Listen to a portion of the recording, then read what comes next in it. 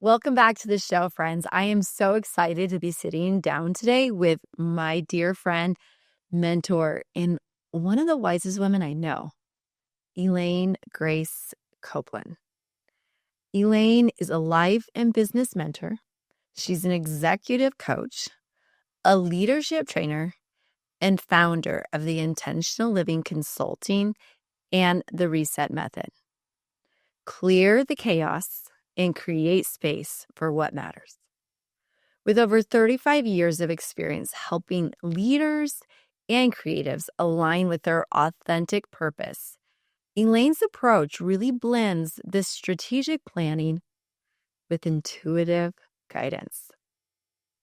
In today's conversation, we explore the freedom that comes from stopping this glorification of the badge of busyness and the importance of managing our energy with clear intention. We talk about clearing even clutter, finding stillness or creating it, and redefining success in a culture that actually tells us more is better. So whether you're managing a home, leading a team, or perhaps both, the race to keep up with life's endless to-do list can be exhaustive. Elaine's insights are going to help you really create this space to learn how to listen to your inner voice and come home to yourself. So, however you're feeling right now, take a deep breath with me and let's get ready, get centered, open up our hearts, and dive in. Welcome, Elaine, to a conversation really. It's just designed to have an opportunity to take the time to pause and to have a heartfelt conversation and connection that we both, I know, desire to give our listeners something that strikes their heart and gives them something to think about, to apply, and implement into their life. Now, you are a coach, you're an extraordinary healer, guidance towards just life solutions. You're really a coach that has so many hats. I know you have so many skills and so many modalities that you use. So today we're going to try and get some focus, though, in just kind of how you specifically have coached. But with that said, I want to start where we started. And you were my boss 20 years ago, almost 20 years ago. And I still remember sitting in the interview and thinking, oh my gosh, this woman, and I have so much in common, so much to share. You get me. And yet you were like this amazing mentor towards me as my coach, as a, boss. But then I felt so safe and so connected to you and kind of just seen and understood in our motherhood roles and kind of more of the heart that we had for our children. And I remember just feeling so safe to share as a mom coming in for this job. And I didn't have to hide my motherhood for my professional life. And I remember it just being such a great space for me to feel like, oh, this woman really gets what it means to embrace both. And I think that's a great place for us to start because I know that you coach women in their professional lives, but also deeply into their personal, spiritual, deeper inner harmony lives. Absolutely. Yeah. So to get started, can you tell us more about you specifically in how you started with this passion for coaching? Did you start out with this? How did this journey towards coaching and really fostering women and helping women become their best self start? I love that.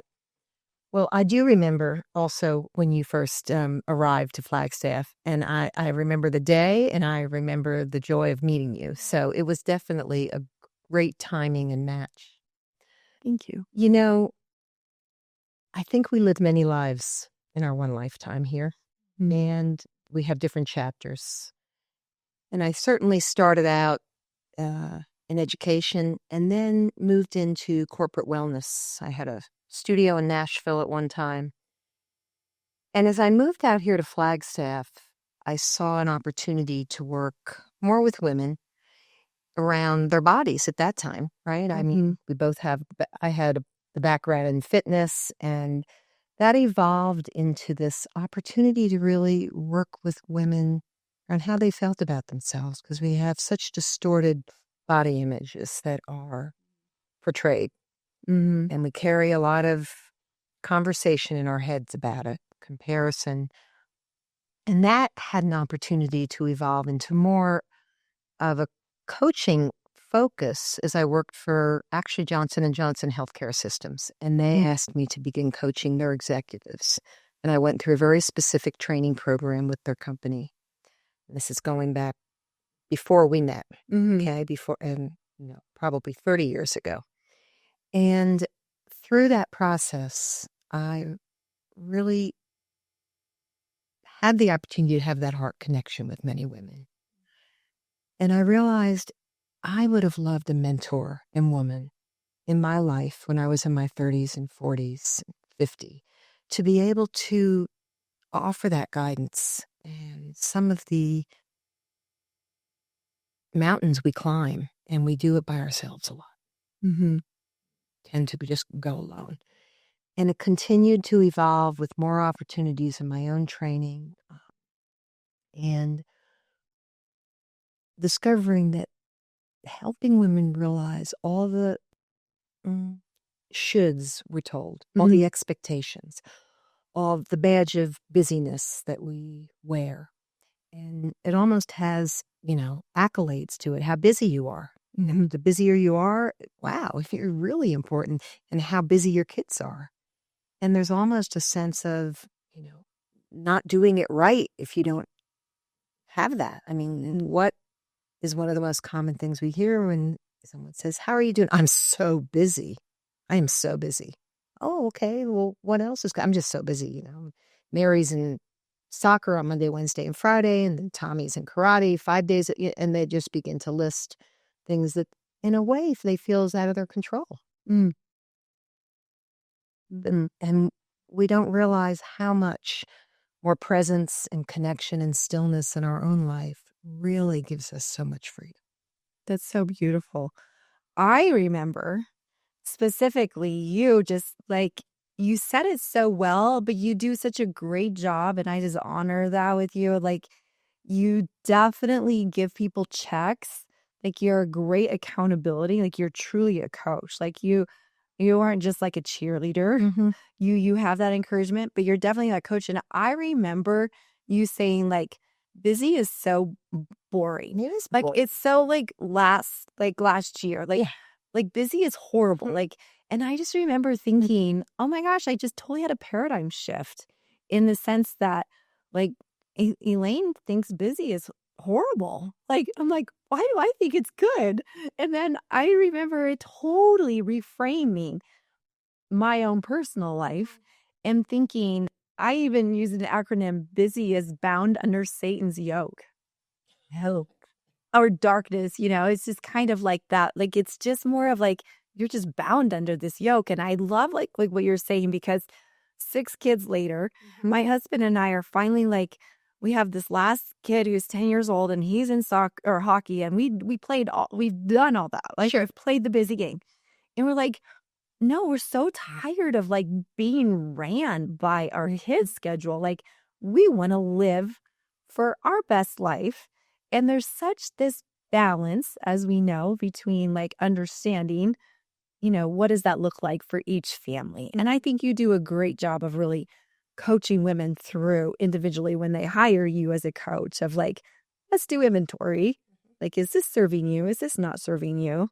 And how can, we be smarter about like alignment, right? And have that focused intention, because in a way, I don't know if we're kind of brainwashed to think more is better. The more things you do, the more places you show up, the more obligations. I mean, I look at clients' calendars and it takes my breath away. And I didn't know this 20 years ago, but over the last 10 years, it's really made a huge shift in my coaching. I go into clients' homes Mhm. and we minimalize because there's so much inventory that women, especially, but couples keep in their home, that's a lot of what we are spending our time in, just managing a home. And then realizing we have permission to not keep all that. We have permission to scale down. And it is so liberating. I have a new client I'm going to work with in Portland, Oregon, and go to her home. I've worked with clients here throughout Arizona, but that's part of giving ourselves permission to live with intention. Because, sometimes the Amazon packages or any packages show up at the door daily, but nothing's leaving the house. So it's just accumulating. More and more is coming in. And then we're wondering why we're overwhelmed trying to think, how am I going to do dinner and then take care of my kids' needs and get them where they need to be? And oh, by the way, I might want some time with my husband. And then holidays come in. And then we're layering on top of that other things that now we want to add decor and shopping. And we're barely getting through the week of the basics. Mm. So I think there's a revamp and revamping on gift giving. You know, is that what we need to be doing? Just Mhm. giving gifts, giving gifts? Would it be lovelier for you and I to go out and just have dinner? Or Mhm. maybe send an experience to you and your family to go do together? Mhm. Yeah, what I hear you saying is beautiful, and it brings so much alignment to my life. I've found even the word that keeps coming up in my own life and our language around our home is purging. Yes. And like Americans are quote stuff. Like we have an overabundance mentality.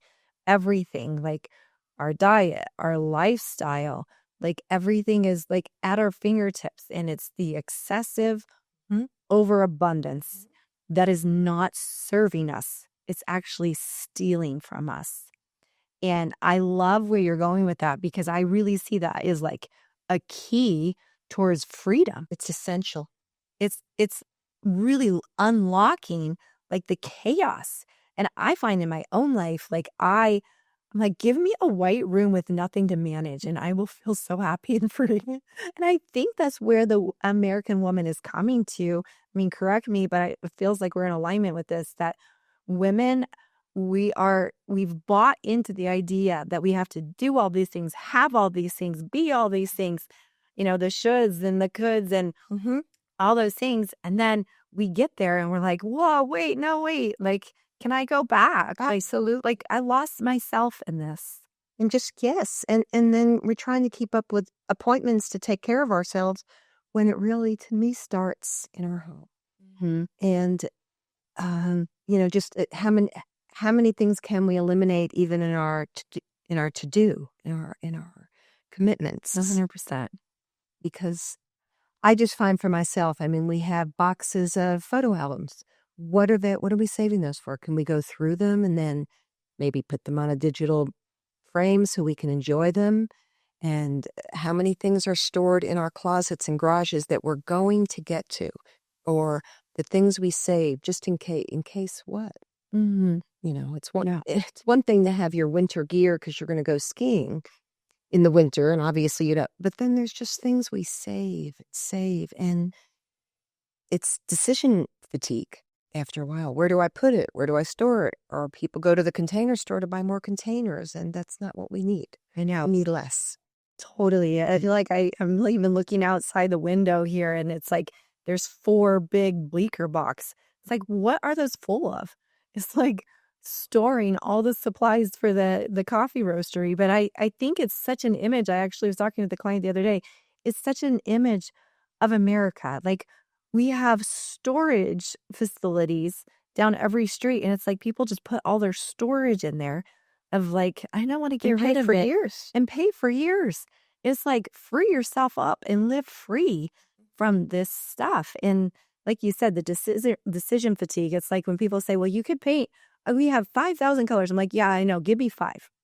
Like I don't need 5,000. It's like we really are just coming back. I feel like the heart and the soul of the American woman, and I want you to kind of maybe expand a little bit more on how your coaching looks like for women today, because I've seen it evolve as I watch from outside, and even as you've coached me, like it's kind of taken different hats. How are you coaching women today specifically, besides like coming into their home and decluttering and doing a pantry rage or closet clean or whatever, but like getting then once we like the a periphery, where are you meeting the woman in her soul to do that I love clean that. house? I, of course, every client is different. I have women I work with who are in companies where they have leadership positions. Sometimes it's really helping them navigate the specifics of managing a team and how they have their own boundaries and what do they need to look at for themselves so that they can be their best version of themselves. For a stay-at-home mom or a woman who's a solopreneur, an entrepreneur, it can vary from the big picture of where they'd like to be this time next year. So then we will often work backwards. Some of that could include, most of the time it includes, what does their daily practice look like? Because to me, that's the foundation of how we show up every day. And that's going to look different for you and me and a mom who has 3 little kids at home.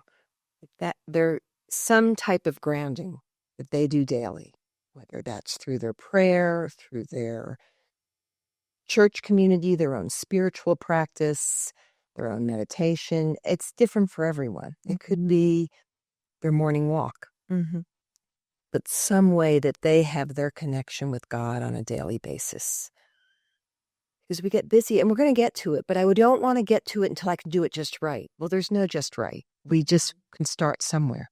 Right? My practice is going to look different than yours or someone else's. And I get to know who that person is and what fits for them, because there's no, canned recipe for that. That's definitely, I would say, a basic with clients I work.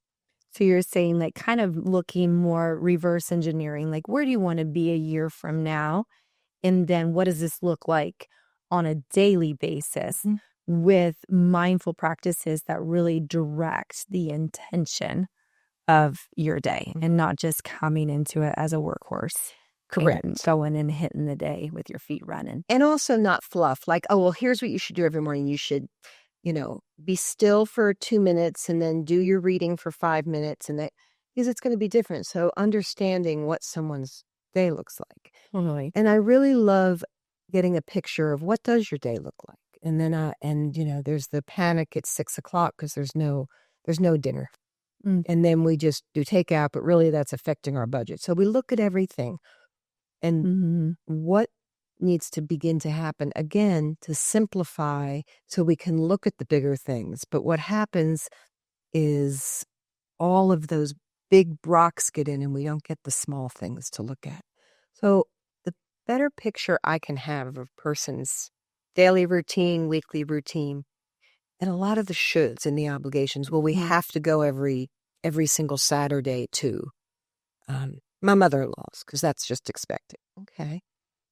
What if you started to go every other Saturday or one Saturday a month? Well, we can't do that. So then we look at belief systems, because we know that our belief systems really keep us, myself included, in patterns that we aren't even aware of. So I listen a lot to the language. I listen to what their shoulds are, and, because all of those give us more insight into what we've created. The operating system. So what I hear you talking about really kind of centers around emotional self-awareness, embodiment, and you coming in and kind of giving them feedback. Like what I hear you saying is this, and then that like operating system of where we have like basically developed this narrative of what we're supposed to do or should do, or this is the way I was taught and this is what I have to do. Now, Completely. when you help coach emotional awareness, and I'm going to kind of button this up, like when you coming back to working with women in the workforce and how that leadership style, first, we've seen a really transformation from the masculine to the feminine, women working in the workforce, and you working with that and really nurturing that feminine leadership in a masculine dominated world Yeah. and in showing up authentically. I know that's kind of the heart and soul of your work too. And then kind of coaching more of this emotional awareness to a woman of like, be more of a mirror, right? And a reflective kind of source for them Mhm. to ask questions Mhm. of values. So when you work with somebody with values, where do you start with and kind of coaching, like asking like where their belief systems are and their values and giving them direction? Great question. You know, I love the work of Brene Brown, her leadership work, especially in Dare to Lead. So I utilize her. I've been trained in her training program. So I utilize a lot of those questions for us to really look at what what does trigger us in the workplace. Time needed to be taken for them to do some personal work. When I say personal work, maybe with a practitioner who is going to look at some of the emotional underlay that is triggering some of the things that happen. But I want women to be able to show up not just with, here's a skill set, check these off. If you learn these questions, you've got it. Because still we want to find out, how can I be completely transparent? And it's hard for us to be completely transparent if we haven't looked with more self-reflection at ourselves. Mm-hmm. So that would be one thing that I think is essential. Yeah. And with that, I'm curious too, like, I love that transparency kind of speaks to even the vulnerability. Mm-hmm. I know Brene Brown and kind of like she opened up the can of shame, like, and really understanding the shame walk that women walk around in with. And like the greatest, you and I both share kind of, harmony in this idea of the greatest, bravest, courageous act that women can show is honestly vulnerability or transparency. But how does that look like for a woman who wants to feel like she has it all together and wants to show up and actually really needs to show up Yes, absolutely. professionally all together? She needs to put on her best act, but yet inside might be feeling it falling apart and like wants to be vulnerable just to feel like, maybe with a coworker, that ability to have a true relationship of vulnerability, but yet maintaining enough professional space of maintaining kind of your persona. Mm-hmm. So how do you coach a woman that's maybe in that place where they're trying to learn how to be vulnerable and be brave, but also maintain their strength? Mm-hmm. I'm going to say again, it comes to the core of looking more deeply at what is the piece here that's preventing me, or why do I feel like I have to armor up, or maybe even be a little bristly with people, because why would I need to be bristly with a staff member if I'm confident in my presence and my boundaries and the expectations? So the more boundaries and understanding of the work setting and what's already being expected. Often it's poor communication, for a leader in the workplace, or there's not clarity with the team, perhaps. Mm-hmm. The confidence with a client is going to come by perhaps role playing or give me the whole situation, helping them really prepare with notes. I think having notes when you go into a meeting is fantastic, because then you have a guideline and you're not just going with, oh, I'll remember to say this. I don't remember to say all that. If I'm facilitating a meeting, I make sure I'm well prepared. So teaching people tools also as they build their confidence and work on diffusing the bristliness with other ways to approach something. But we only know what we know when we know it. So if my way to come in and respond to a team member, or a staff member, or a coworker, or a colleague in a work situation is just to armor up and, be bristly, then underneath that is my vulnerability. So how can we bring my authenticity to the forefront without being a doormat and being clear by learning other skills and tools? Mm-hmm. But if we don't know that that's another option, we're going to revert to old patterns. Totally. So, in an example with maybe somebody you've worked with, can you think of somebody that Yes. specifically Mhm. in kind of a setting where you've seen this happen? Absolutely. Okay. A setting that comes to mind is a woman who's in a, you know, lead position with the director at a company, and yet the team members shy away from her because she comes forward with a tone that seems confrontative or dismissive or punitive. You just didn't do this right. You overlooked this again. And some of it's just simply the language. The actual message, what she wanted to let you know was this report continues to come in daily for me to put the expenses in from our guests, but the way you're doing it is incorrect. But it's done in a way that no one has taught her. That's not how we communicate with people. So instead of anyone addressing it with her or her being mentored on it, she's continued this and then wonders why people don't like working with her. Well, it's the way you communicate with them. Mm. Okay. And she's smart, open, but just because you share this and begin to teach this to someone once doesn't mean that we get it the first time. So you continue to give feedback and meet privately, right? Not in front of someone. This isn't a finger wagging or shaming. And then the staff begins to see changes, but they have to build trust because they're still, shy because they're not sure. Here she comes again. And, I'm just going to avoid any interaction with her. But it takes time, investing in people. And that's really what changes the culture in a company, too. And I've seen it in companies in town, companies outside of town, companies I worked with when I lived out of the country.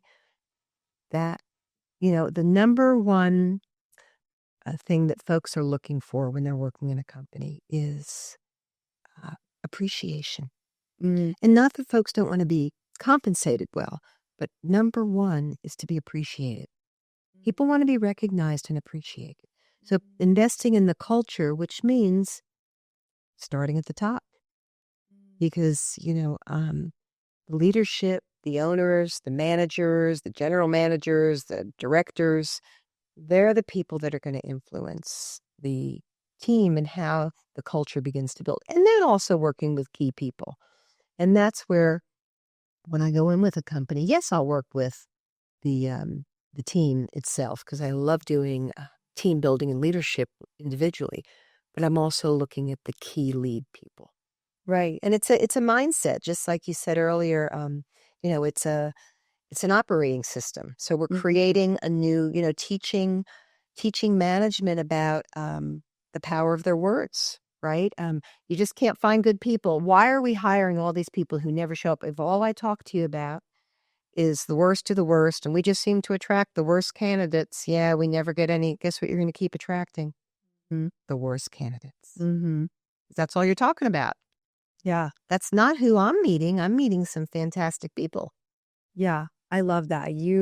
We have worked around that too. Like, watch what you say because your body's listening, and how our conscious language and just how much our words are energy and they vibrate and they react. And yeah, in really focusing on what, how we lead with our words and our language. Now, in your coaching and kind of your website and the way that you coach, you say that when someone leads with presence and purpose, it creates a space of connection and growth. Now, can you explain really maybe a deeper layer of what that means when someone leads from presence and purpose? Mm-hmm. Absolutely. I think it's important for the person who's leading. Why are they there to start with? Is it to bring home an income to my family? That may be one reason. But what is their why on showing up and being with others? Like, I get so much joy. I love what I do. And I continue to do it because I get such joy out of it. But I also know that it's part of my gift that I get to share with others. Mm. But my ripple has a ripple on other people, right? Mm. And the joy of supporting others to look, how can we be providing the best version of ourselves to others? Because you never know. I find that sometimes it's so easy to make up a story, right?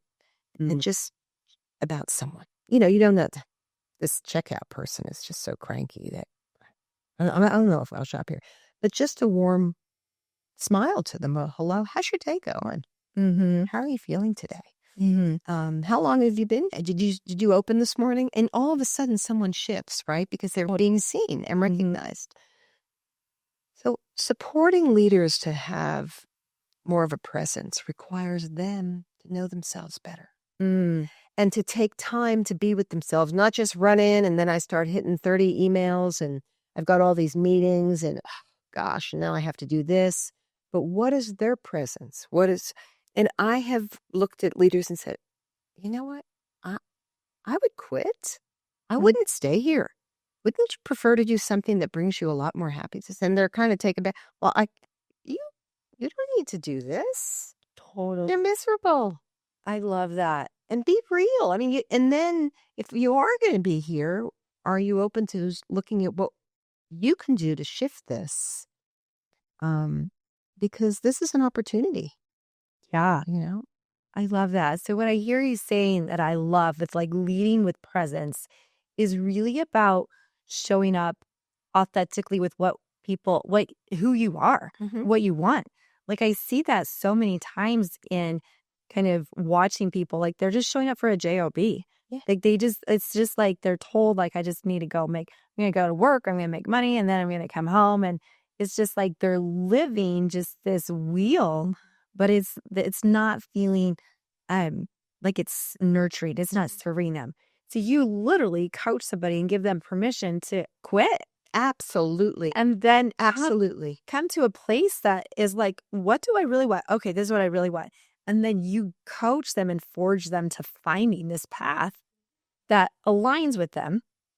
And then kind of developing more of like the whole person and showing up and how they can be an asset and like a win-win in their workplace. Completely. Because, there's aspects sometimes of our work or job that aren't, Totally. just a skip in the park.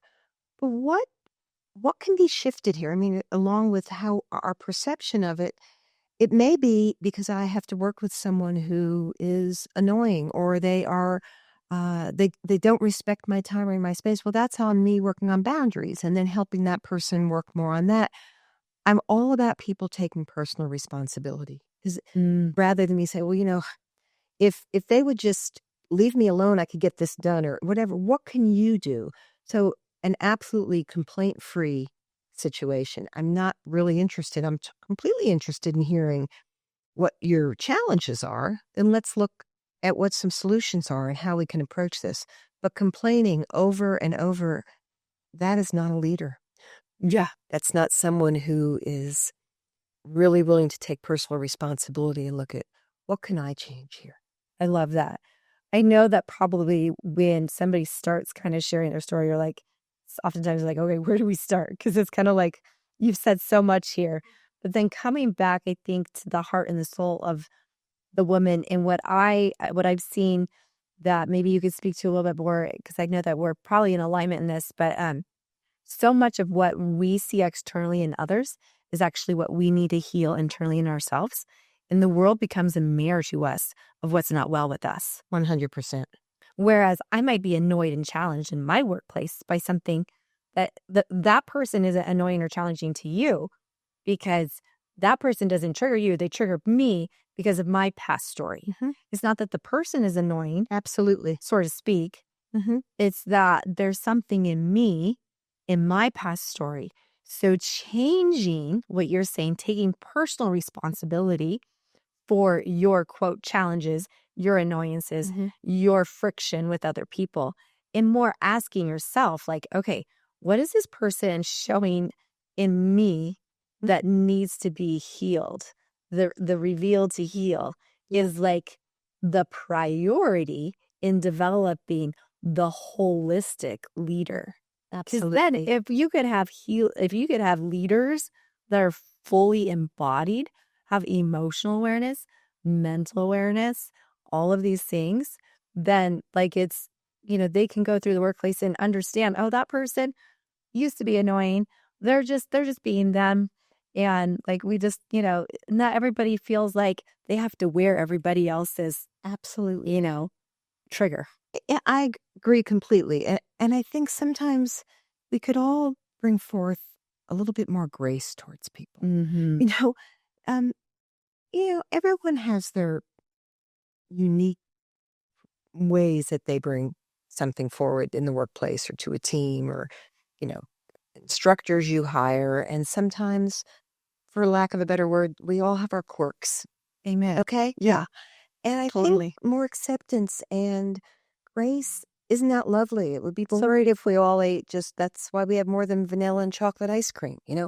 We aren't all the same, and more acceptance and less judgment of, Mm, well, they just always have to set things up a certain way. Okay. Then if I need really attention to detail, I'm going to call on that person. mm-hmm. But if I need someone who has a lot more patience on getting these numbers crunched, it's not me. I'm going to go to Tom Yeah, because he's willing to put the time in on that. And that's a no for me. right. Rather than Mhm. so much quick judgment on this person's that and that person's this. And speaking about women and to ourselves as well, a lot more self compassion and self forgiveness and self acceptance. Yes, we can be looking at ways that we want to shift things, but it doesn't mean that we have to be constantly under the microscope because nothing's right. Mm.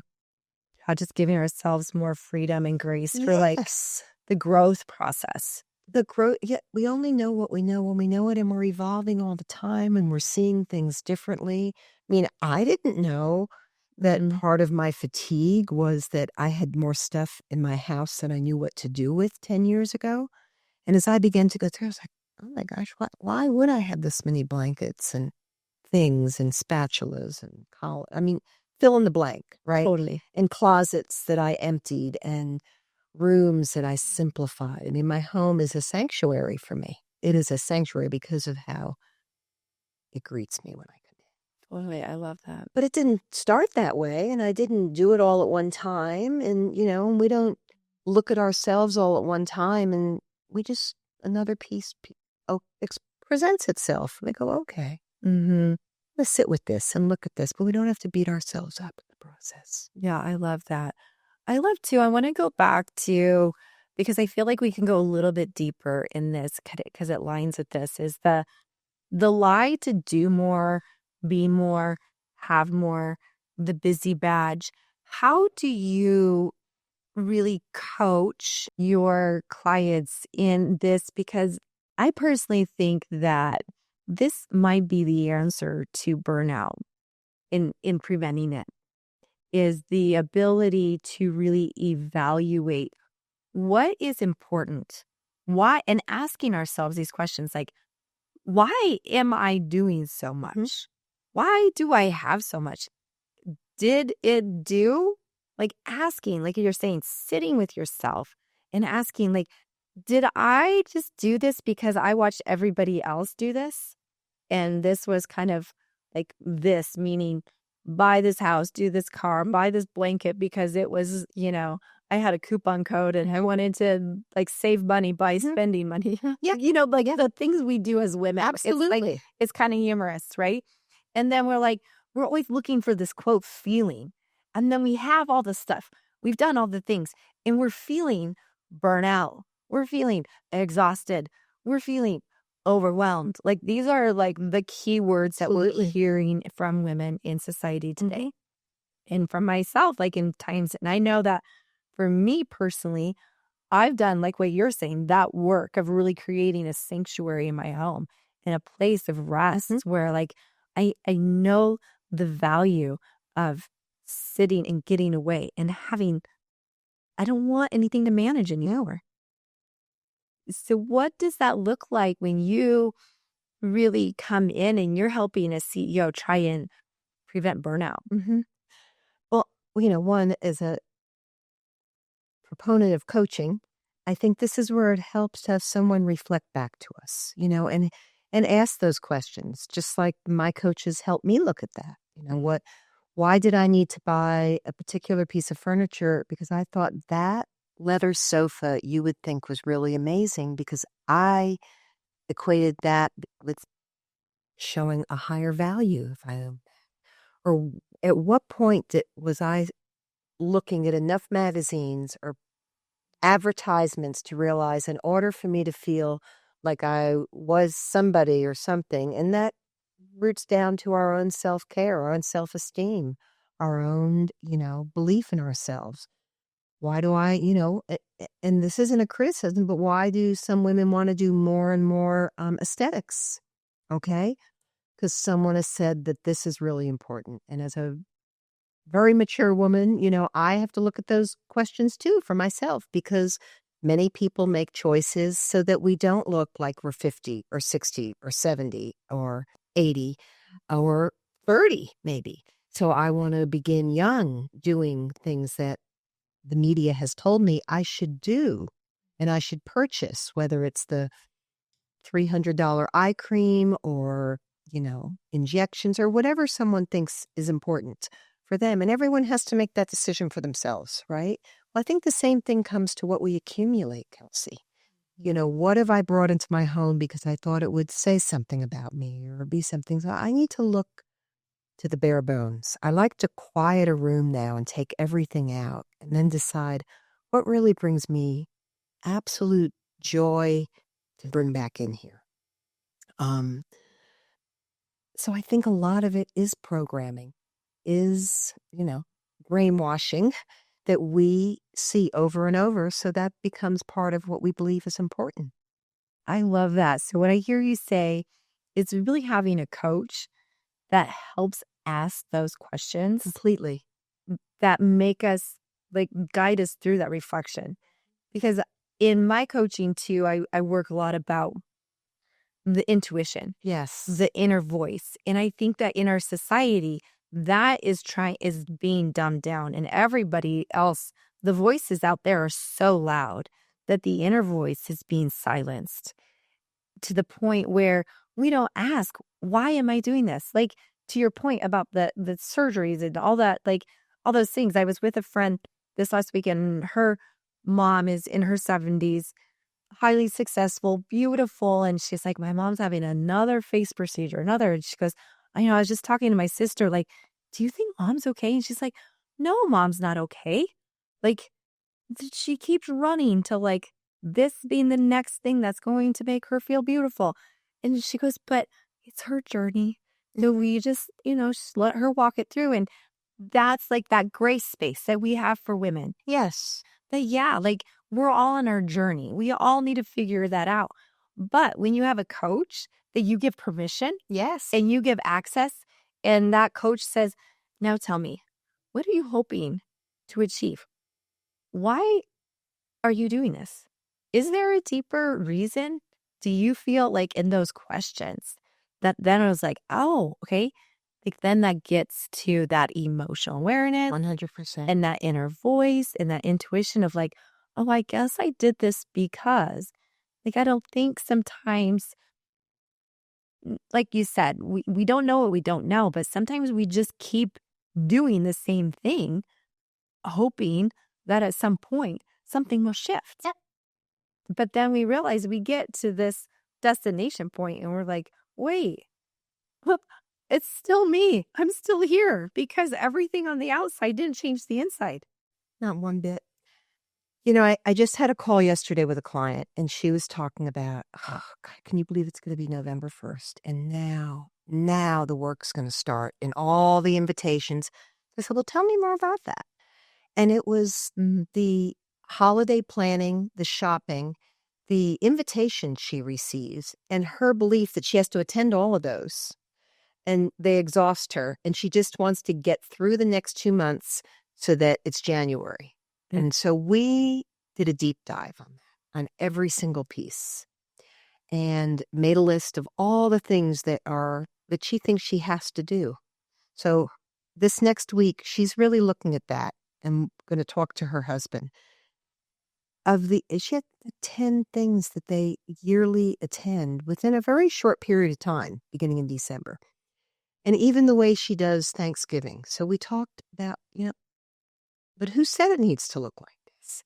It was a fantastic call to really look at all these shoulds and expectations. And she was dreading the last 2 months of the year because of the way that it's always been. And that's just, a perfect example of what goes on for many women. I help some of my younger moms write letters in October or even earlier to their family and friends, letting them know how much they appreciate what they do for their children. And they like them to know what they would like for the children so that they're not getting packages wrapped with tons of gifts where we love to go to the zoo, or we would absolutely love a swim membership at this place, our favorite place to eat, so that it's experiences and they begin to shift.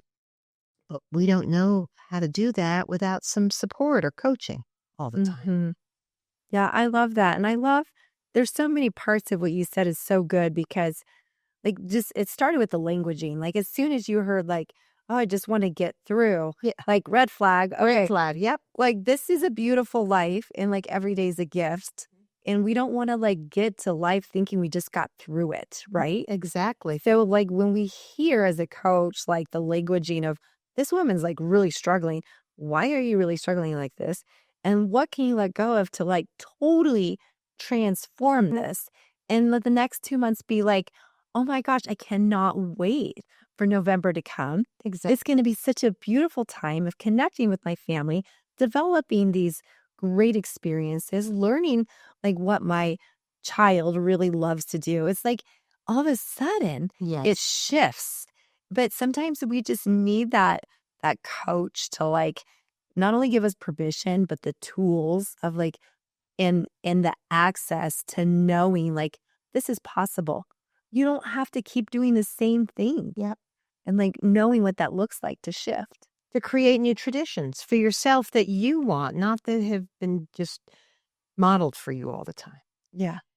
You said something earlier, Kelsey, about the really working and supporting and coaching clients to find out what is their truth, which means dropping out of the head with all the busy chit chat into the heart and helping women, especially who are already highly intuitive, but it is so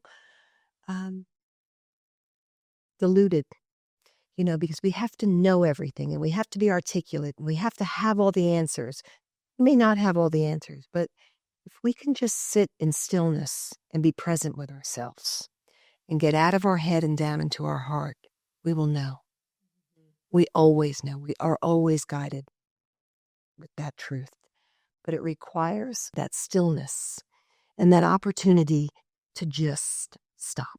And so just going back to that piece, I wasn't given permission. When I say given permission, I never really thought about taking more time for the stillness, because if I was busy and when I think about it, maybe I should read another book about it. I probably don't need to read another book about it. I just need to sit with myself. I love that. Okay, so I think coaching women to be comfortable and at peace with that. We will do anything to not sit still and be with ourselves. We will just, one more thing, if I just get one more thing dinner, I could actually clean up one more pile, or maybe I should just tidy up the kitchen a little bit. I could go fold some. And we just keep moving. And it's exhausting. Mm-hmm. So what does that look like? Because I am in a complete agreement, and I have personally been coaching myself on doing it a little bit more in my own life, because you end up coming to a place where you just, it's a requirement. It's a necessity. But knowing kind of the productivity challenge, we're so connected to being productive. Mm-hmm. And then when do we give ourselves that green light to be productive, that red light to stop being productive, green light, self-care, stillness, and it's constantly knowing when is the time to do B, because we really honestly have to be both. in complete fairness, to find this harmony of our lives of like being productive, getting the laundry done, Absolutely. cleaning the house. But I know when I only have enough dishes and less stuff going on, there's less to clean. It's easier to get the job done. It's really actually rather simple. Yes, it is. And then it's like, okay, we can kind of give ourselves permission. I know personally, I've struggled with like, I can't sit until I know everything around me is okay. And that's part of my trauma. That's part of my coping behaviors. That's part of my control, language. And so part of my growth has been the ability to just produce and like be productive enough to be like, okay, the kitchen's clean, which has now given me permission to sit in this chair. Yes. And pause, listen to my thoughts. Maybe I read a book. Maybe I just breathe and hear my breath for a bit. Knowing when to go and stop is a beautiful self-realization growth process. And I think we're all in that. I mean, is it fair to say we're all in different layers of enlightenment and involvement where we really develop that and kind of exercise that? I love the way you describe that because there is, I'm the same way. I love when my home is, calm and clean and it doesn't have everybody's stuff everywhere, but it's also lived in, right? And I think it has to be explored with each person differently. For some folks I work with, their connection time, when they get their own downloads and their own real peace, is watering their plants. Maybe listening to some beautiful music. That begins to shift for them. Or cleaning a certain part of their home that really brings them presence, or being outside. For me, it's factoring that in the morning, but that's not for everybody. And I don't think there's anything squirrely to actually schedule your day where you have a time in your day, if that's first thing in the morning, end of the day, middle of the day, that you've blocked it out. You and I make every appointment with a client. We make every, doctor's appointment or commitment. Very first in our schedule should be ourselves. First is us. Totally. So if we at least block that out in the calendar, whether that's an electronic calendar or paper calendar, I happen to be a paper calendar lover. We begin to see it. And just that becomes a reminder. How many of my clients, when I would ask them, are you scheduled in your, oh, well, no, I'll get there. So like that bath or reading a favorite book is going to happen after everything else is done. And guess what? It just keeps getting put on the back burner. Yeah, I love that. I agree completely with that. And I think that kind of brings open that self-care, which you're really good at, and bringing self-care into the holistic leadership. Like self-care has to be a priority for a leader. Yes. I know personally for myself, I love to wake up early and have my jacuzzi time. And that's the time that I do my deep breathing and my meditation and set my intention. And when I don't have that, I like automatically, it just feels like I'm running. I understand. It's crazy how just having grounding in whatever you're saying, like whatever that looks like personally for somebody, can be very unique. And we don't all have to like have a jacuzzi to sit in. It just happens to be that that's where my husband and I go and we connect and we breathe together. And it feels very grounding and nurturing for my head and heart and body space. And then I move through my day through different movements. But regardless, it's really about coaching the client into this self-care. Now, I want to talk about the self-care because I think it's important in the sense that, and you and I talked about this a lot of times, self-care sometimes looks like having your steak for breakfast or, absolutely, being healthy with water. It's not about having to go get a pedicure. It's not about having to get your nails done. It's not about having to get a massage. It might be that, but really understanding what are your energy fillers? Where do you feed your soul? Mhm. Where does yourself elevate? Because you're looking at not having to do another thing. Like sometimes I notice that with coaching, like when you're adding self care, it's like, well, that's just another thing I have to add to my schedule then. And then it ends up being at the end of the schedule or it doesn't end up being done. So, really kind of even reframing what self care can be. Yes, and I think, I'm gonna go back to basics, Kelsey. At the very foundation is what do we need to be our best? Well, for me, and for most of my clients, it's being fueled well for the day. It's that idea, fail to plan, plan to fail. Mm-hmm. I just can't go by the seat of my pants like, "Oh, I might oh, it's 2 o'clock. What am I gonna do for food?" I do have to plan food, Mm-hmm. and not just for me, I happen to for my family. It just can't be, on the fly. So that's a basic self-care piece for me, and my water is a basic self-care piece for me, and vitamins. So start with the basics that allow us to feel good rather than just get up and fly, and then it's 11 o'clock and you're cranky pants because your blood sugar just dumped and you're just going on coffee and your stomach doesn't feel good and you haven't even thought about food and you have 2 more meetings or you didn't plan to bring anything with you. So that's a basic self-care that I work with clients on. Whether and if that means you know exactly where you're going to pick up your lunch or you hire someone to do some cooking, great. Mm-hmm. Rather, those would be some basics. Yeah. Because we create a lot of chaos and stress by just not looking at what do we need. And then we're stressed out because it's 6:30 at night and everybody's tired and hungry and I hadn't even thought about dinner.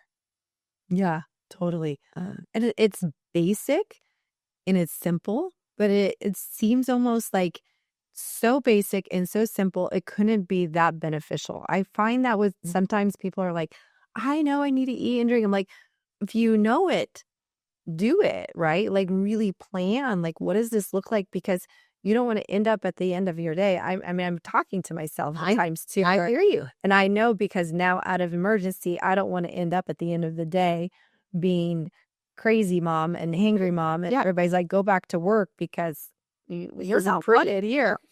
It's messy. Yeah.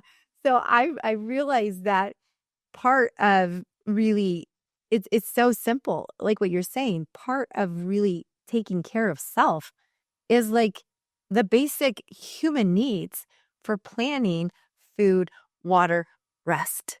Rest is key.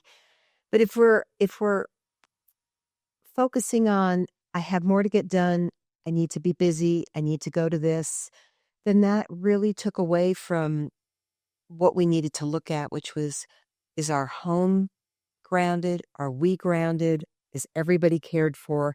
Then we can expand out to these other things. But we became so busy, many of those areas just became obscure. Yeah.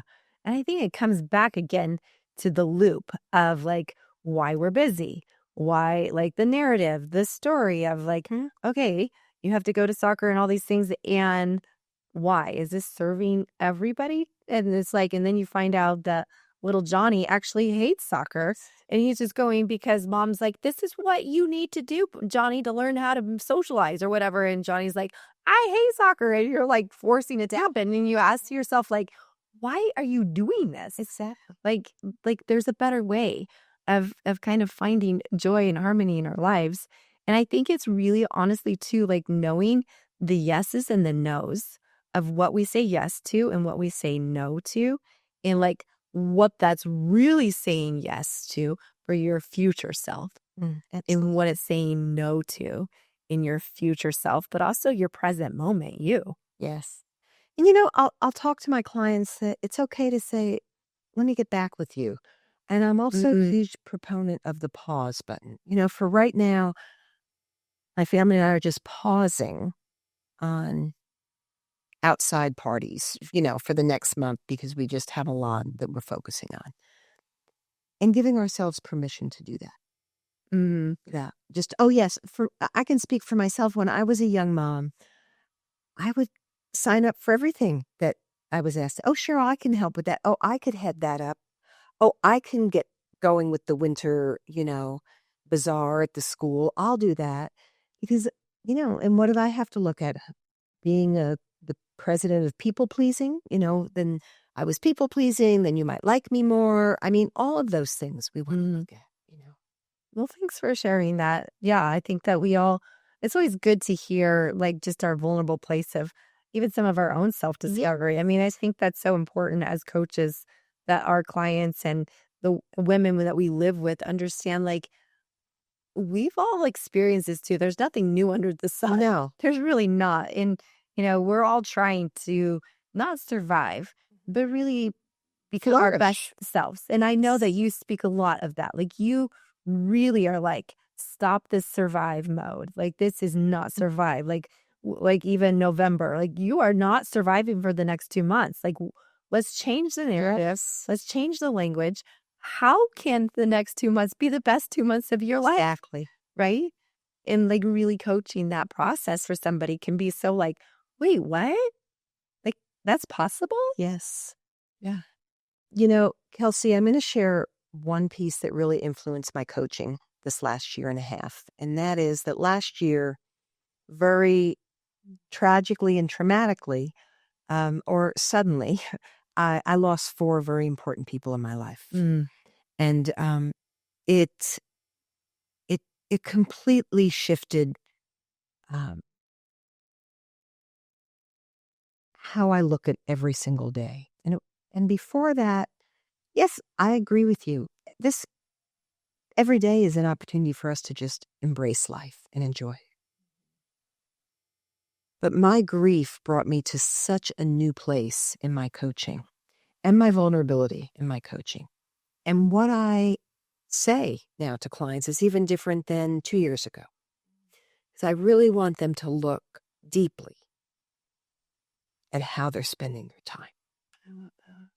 And it has really given me such new perspective as I step into each day. When I go in the companies I work at, I'm so appreciative of every single day that I have with my children and my family. And also with the people I get to meet every day, having this opportunity with you, and also with my clients. Because we get this gray, monotone look of our days. Just another day, I've got stuff to get done, got stuff to do, I've got to go see this person, no. It is such a gift. And I know that many people have losses in their life. And, that is something that definitely gives us new lenses. But having a sequence of deaths within a year for me of very close people in my life was a game changer on how I do my work now. Totally. Thank you for sharing that because I kind of watched that happen with you and just kind of from an outside of just watching you walk through grief. And you've really, and just sitting here with you, you've really come through this gentle, soft space of leadership that's very authentic is what I hear and I feel from you in the sense that like, let's get rid of the BS, right? Let's get through. Let's strip that crap off. Let's identify, but then let's really empower this true like love and light and love for life and the gift of life it can really help us to live our like death, I think is the greatest teacher for life. It is. And I think in America, oftentimes we're so set on like longevity and avoiding death at all costs. And then when somebody dies, like it's just, you put them in a cemetery or their ashes and then they move on and then they're done. Like you don't think about it, but that's not the essence of our presence. Like souls, and I know that you've kind of shared with this, like the presence of these people in your life, how they continue to be your teachers. They continue to be your spirit guides. They continue to guide you. Like, as you're saying, the way you talk and the way you coach your clients 2 years ago. And I mean, you're a very well experienced and wise coach as it is. And like, it's continuing to evolve. But this next layer is really understanding from the lens, as you said, of understanding the gift and the value of life. And I know personally, when I lost my mom when I was 16 suddenly, and that really resonated. I was an only child, and I was kind of like walking through this grieving process of like, my mom was 37 and she just died. Mhm. Like, I don't want to live like she was beautiful and thriving and so active. And I don't want to get to my life and not live. And, like it Yes. really woke me up even at 16. And then just 5 years later, my mother in law got a cancer diagnosis. 6 months later, she died. And I was like, that for me was the epicenter of really how we built the foundation of our home Yes. in raising our 6 children. And that's, in our homeschooling is like, I was like, this is all about experience. This is not about things. This is about becoming like who Yes. you authentically are. And I don't care if you're not, quote, normal or you're not like what everybody else is doing. Yes. I want you to walk in the fullness. As I look at my children in the eyes and they're all like, tell me now, the older ones, especially like, thank you, mom, so much for letting me be me, Yes. for I like like that. not forcing me to fit into something, some idea of what school looked like or what I had to do because everybody else was doing it. And you felt like to be a good mom, you had to do what all the other moms were doing. Like really walking in this authentic space of like, what do I want my life Yes. to feel and look like every day? And it's so free. It's so freeing. Mm, It really is. And I think that is why I love coaching men and women, especially women, mm, because I feel like women are really looking at themselves on a daily basis of how can I unload some of these expectations I carry and beliefs that I carry. We want to see more women modeling that and coaching that for women to understand and helping them look more deeply. yeah, agree. I totally love that. In closing, we're going to kind of go through 3 questions. Okay. And then I'm going to give you an opportunity to share anything else that you might have just beating from your heart to share, because I know there's so much in that beautiful heart. But the first thing is, who really are your mentors? And maybe when you first started, or I mean, you spoke about Brene Brown, but who would you say really mentored or were your role models? Hmm. Oh, I can tell you immediately. There were 2 people in my life in my 20s. One I still keep in touch with, a woman named Margot and a man named Dorsey. And they were my mentors at the first wellness contract I got in Nashville at Nissan Corporation, which was just a little outside of Nashville in a town called Smyrna, Tennessee. And Nissan had come and built a plant there. And I was hired to do their wellness program, everything from smoking cessation classes to blood pressure education, fitness classes. It had 3 shifts, so all 3 shifts they wanted classes and a multitude of other programs as well. So I had a staff at the studio I owned in Nashville, and I began to work with Dorsey and Margot. They were angels put in my path.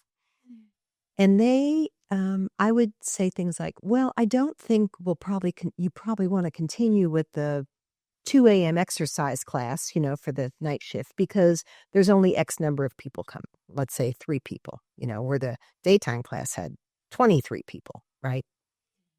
And oh no, oh no.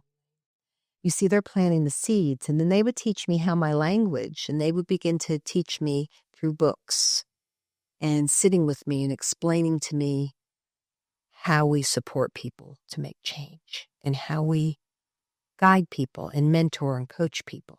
But a lot of it was starting here. Mm, They had me read Napoleon Hill, Think and Grow Rich, and many, many books. They were my greatest mentors. And long after, Margot and I actually went on and began doing work with companies for Johnson and Johnson Healthcare Systems as a team when she left Nissan. And then over the years, they continued to mentor me. And Margot still reaches out to me every year. Dorsey died 2 years ago, and he was one of the most wonderful mentors on parenting, on belief systems, and watching how we get pulled into these cultural belief systems and how we can make such a difference in people's lives through how we help them self-reflect and think and then teach them. So Margot and Dorsey were my two biggest mentors. I love that. And were they a couple? Nope, they were Okay. just two coworkers. Dorsey was older than Margot, but he was her greatest mentor also. Oh, okay. And he died 2 years ago, and he was in his late 80s. Wow. And Margot is still living in a community in Pennsylvania where she moved to with her husband from Nashville. And she still reaches out to me every year on my birthday and always sends me inspirational articles, reading. She always has something, and they were phenomenal mentors, and they influenced, the direction of my work, from introducing me to Bruce Lipton and, so many people. Really learning about being present. I love that because um that can go anywhere. Like you brought up Napoleon Hill because they introduced some of those mentors that like Napoleon Hill and Carnegie and Neville Goddard and some of those great thinkers of the day. But the personalization, and you had a woman and a male, and I love that because I think it's really important. It speaks to, I know I have male mentors and coaches and female, and I think it just really speaks to just having that masculine and feminine because there's the beauty in both. Absolutely. What book do you feel like, just kind of from your gut, like, because I know you're a reader and you've read lots of books, and that you feel really impacted you or continues to impact you, the one that you go back to? I think The Four Agreements is a beautiful book, and it's simple. Mm-hmm. It's so simple. Yeah. I think keep it simple. Mm-hmm. And why do you love the Four Agreements? I know the Four Agreements and kind of where it guides, but where do you pull that in for yourself or kind of in coaching? Both. It really speaks to taking personal responsibility. Mm. Taking personal responsibility for your words, for your actions. Often so easy I used to do it, Kelsey, to make excuses. I think this is where, if we can just look at what is my part? What can I do?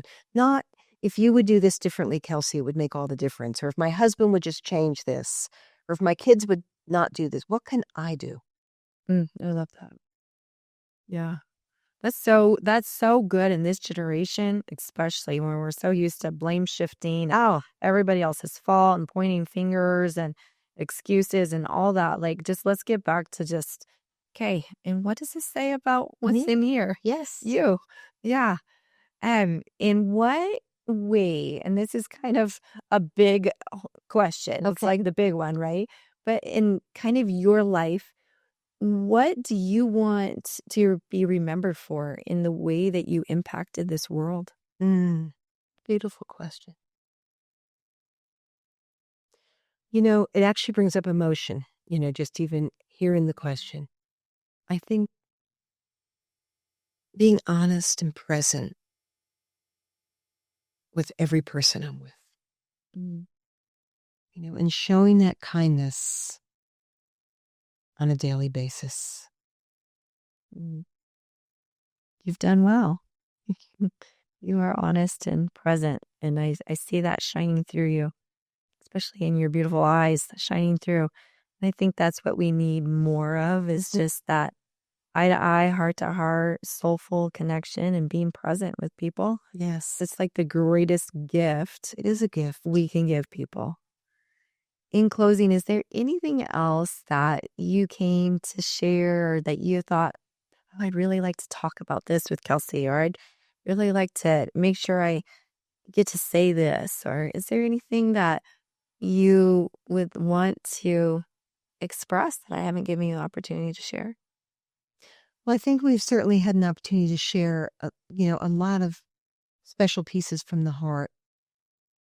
I would say the one thing that I just continue to feel so important is for us to not be afraid to be still with ourselves, be able to connect with ourselves, to God, and be willing to be uncomfortable with that stillness. I know for me, that's had one of the biggest impacts.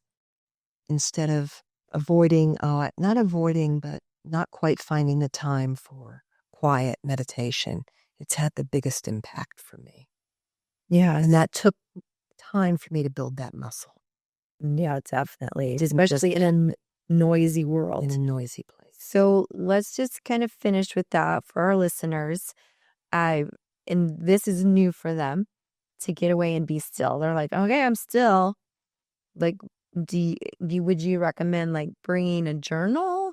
Like just sit there, breathe. Is there anything that like, because that is really, like you said, uncomfortable for a lot of people that are used to high pace, especially high achievers. Yes. Like we become, I mean, I would say, fair enough to say addicted to the pace in the race. Oh, absolutely. And so stillness, it's like, okay, I'm still and nothing's changing. Wait, Elaine, like, what do I do? I'm still, and I'm like hoping for this profound Now moment what? to hit me. Yeah.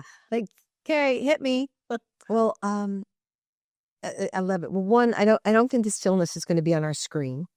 Okay. 100%. So I think put the screen down. I would love if your listeners want to call me or email me. I'm happy to hop on a call with them for 15 minutes and find out more particularly about them. Because as I said earlier, it helps when I understand what someone's style is or their approach, because there is a way for each of us. And when I first started to build this muscle myself, I used a timer because sitting still for 2 minutes, I was not familiar with, Kelsey. I also love certain guided meditations that are really suit me. So I'm a huge proponent of finding things, but keep it short to start. That would be my greatest suggestion. Writing might not be the slightest bit appealing to someone. Like, what do you want me to write? But just listen to your breath for 1 minute. And I used a timer because then but just to practice it. I heard that it would benefit, but I wasn't, I was always so busy being busy. That I had to build the muscle, just like you help people build their physical body. And and you help people build that, connection spiritually, mentally. And I think we have to become uncomfortable with it at first. I was. Yeah, I agree completely. And I like that too. I think sometimes it just gives us permission. We know that it's not like this open space. Yeah, It's exactly. like it's on a timer. And when the timer goes, it's like, okay, good, it's over. It's kind of like when you know the expectation kind of gives you permission to like not be anxious about it Exactly. and just kind of settle in. And I love that. Yeah. And we will give our listeners just how to find you and where to find you. So if our guests are looking to go a little deeper into your specific work, which is lovely, we'll make sure they can find you and get an opportunity to reach out to you. Thank you. This was such a pleasure. Yes, such a pleasure. I always love getting to be able to just be still like with you and kind of go a little deeper. Thank you, Elaine. Thank you. What a beautiful and grounding conversation that I anticipated would happen with the incredible Elaine Grace Copeland. I already feel calmer, clearer, and just more intentional just listening to her and being with her today in the studio. Elaine and I covered a lot of ground, but here are 3 takeaways from our conversation that I want to leave you with, and I encourage you to sit with. First, busyness is not a badge of honor like we've made it to be. As Elaine reminds us, we have permission to slow down, to say no, and make space for what truly aligns with our values and our goals. Second, less is really more. From decluttering our homes to simplifying our schedules, even clearing physical and emotional clutter, it's really going to help us reconnect with our deeper sense of peace and presence. And third, intentional living starts with awareness. When we pause to ask, is this serving me? We create just the possibility for change. The power of your inner voice is one of your greatest gifts. Now, don't be afraid to listen to it. Actually, tune your ear to it. So, friends, if this episode really resonated with you, first, take one small step toward simplicity this week. Maybe it's just cleaning out your drawer, blocking off a quiet evening with your family, or simply just taking time to relax with a good book. You know what you love. When we lead from a place of groundedness and clarity, we cultivate the same energy in how we show up in our work, in our home. Thank you so much for joining us and for showing up for your own growth. If you love this conversation, as I expect you to, please share it with your friends and check out the show notes on ways for that you could connect and maybe even learn how to work with Elaine on your life. Until next time, go deep, grow strong, stand tall, live full, and find balance.